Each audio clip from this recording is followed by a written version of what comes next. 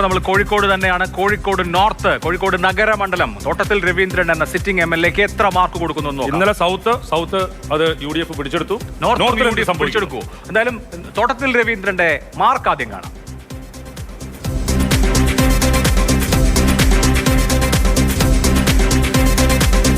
.95 mark. 65 മാർക്കാണ്. കുഴപ്പമില്ല.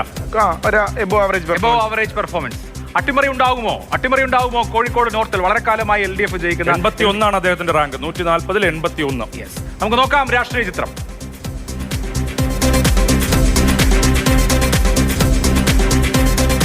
അട്ടിമറിക്ക് സാധ്യതയില്ല. 43.10, UDF 36.24, NDA 20.66, 6% ലീഡ്. 6.86 നല്ല മാർജിൻ. ആ മണ്ഡലത്തിന്റെ സ്വഭാവം വെച്ചിട്ടുള്ള ഒരു ലീഡ്, വലിയൊരു MLA നിലവിലുള്ള പെർഫോമൻസ് വെച്ചിട്ട് ആ ലീഡ് ഉയർത്താനൊന്നും സാധിച്ചിട്ട് നമുക്ക് സഭയെ കാണുന്നില്ല.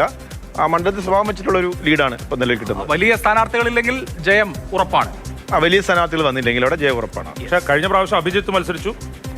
ഇദ്ദേഹം വളരെ ഇത്തവണ ജയന്താണ് മത്സരിക്കുന്നതെന്നാണ്. സ്ഥാനാർത്ഥി നിലയിൽ തോട്ടത്തിന്റെ പിന്നിൽ എല്ലാവർക്കും പരിചിതനാണ്.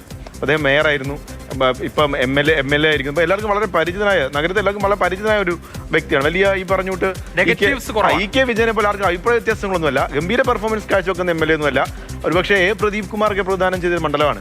അപ്പം പ്രദീപ് കുമാറിനെ വെച്ച് ആൾക്കാർ കമ്പയർ ചെയ്തേക്കാം. അദ്ദേഹം ഒരുപാട് പദ്ധതികൾ നടപ്പിലാക്കുകയും ആ ഒരു കമ്പാരിസന്റെ ഉണ്ടാവാം ഇതിന്റെ ഈ മാർക്കിലും വ്യക്തിബന്ധങ്ങൾ, അത്തരത്തിലുള്ള ബന്ധങ്ങളൊക്കെയാണെന്ന് തോന്നുന്നു. അതെ.